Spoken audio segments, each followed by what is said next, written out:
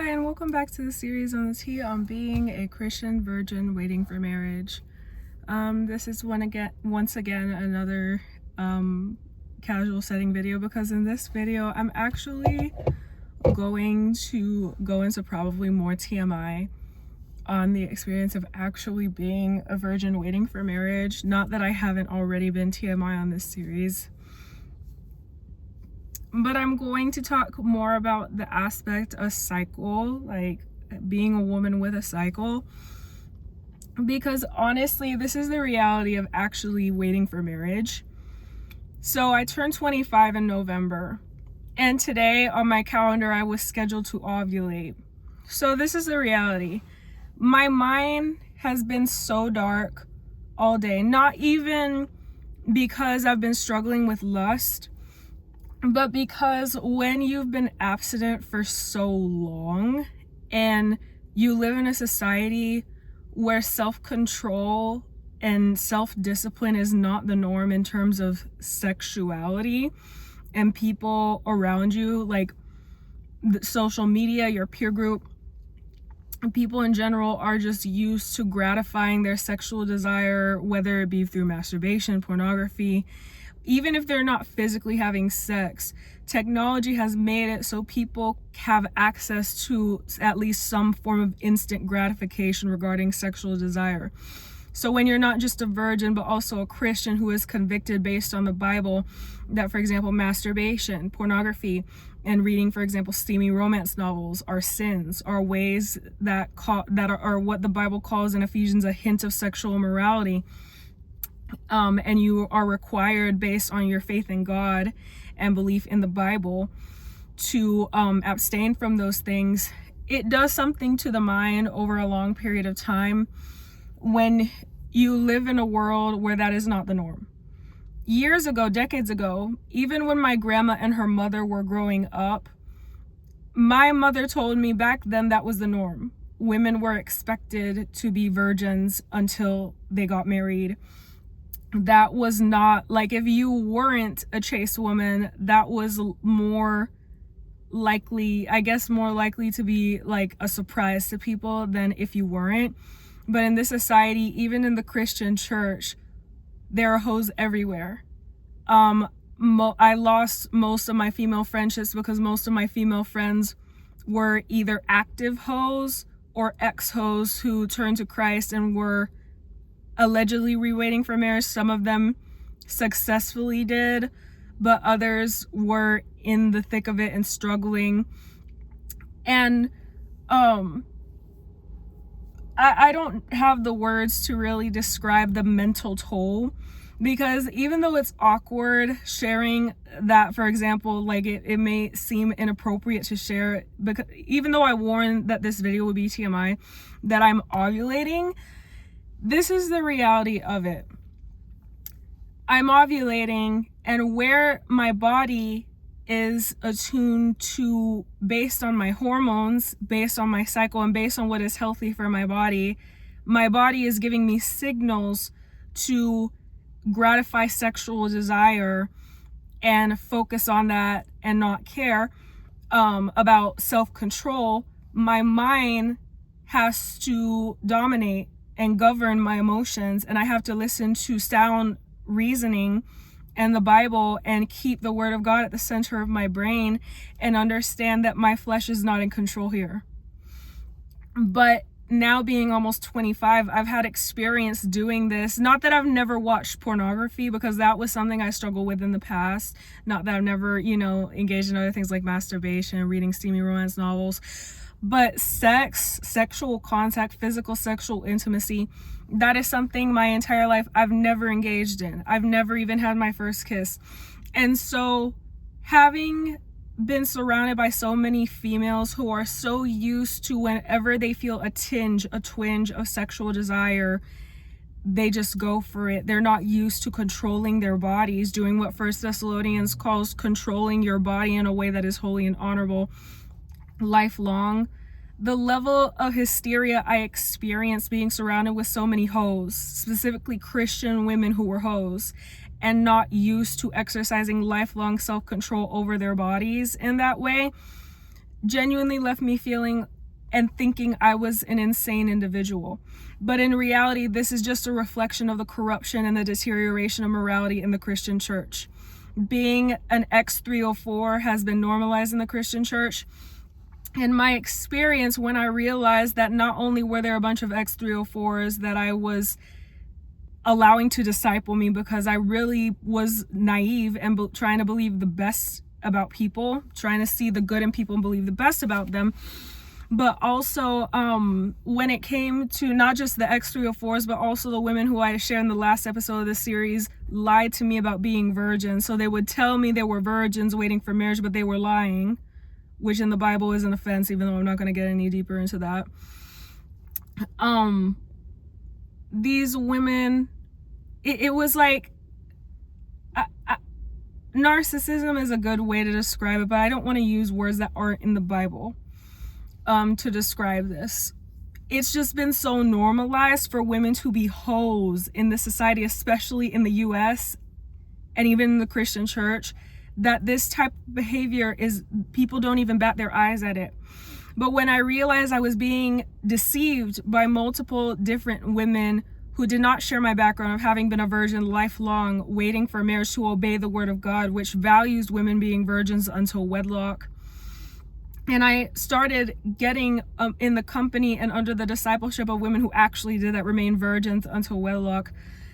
And I started finding more virgin friends online because honestly, in my experience, when I actually started digging through the internet looking for other women to be friends with, I was finding women from across the world who came from very conservative Eastern cultures who were waiting for marriage. And it suddenly made sense because this whole thing of the,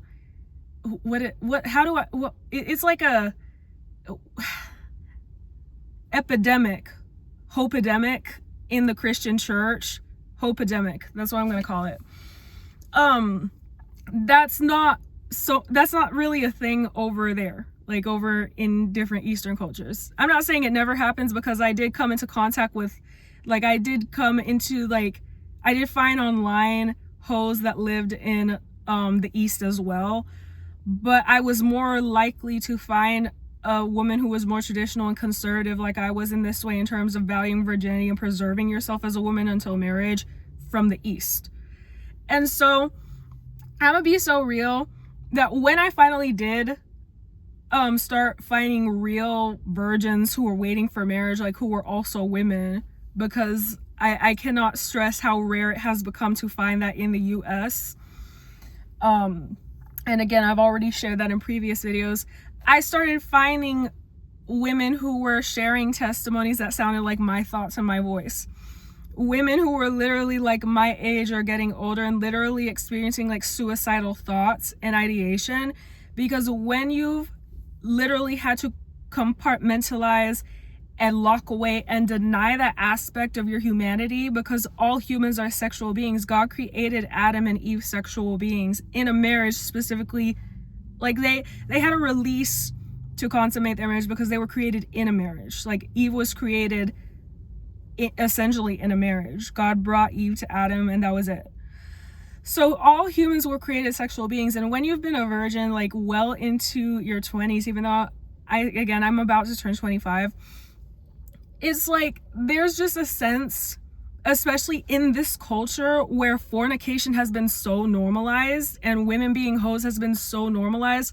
When you're a woman who decides not to do that, it makes you feel, at least in my experience, it makes you feel insane when you get to a certain age and you're still prioritizing self-discipline and self-control in all these areas. And it feels like all the women around you, that's not even a thing on their radar because they've been so ho-fluenced by this whole society.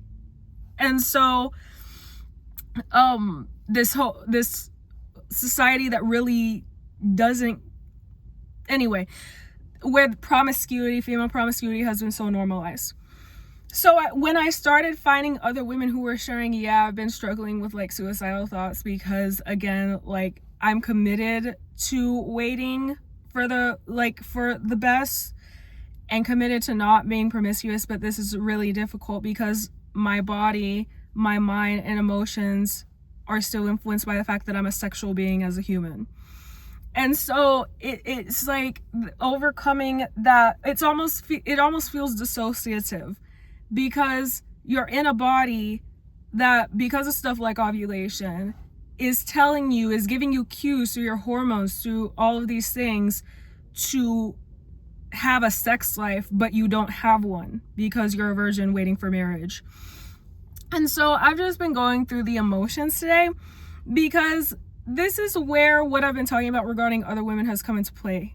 And again, well, I only share this video, and I'm only allowing myself to get this vulnerable because God finally provided for me the discipleship I needed to hold myself accountable, to just, I know they're watching my channel. I know they're praying for me.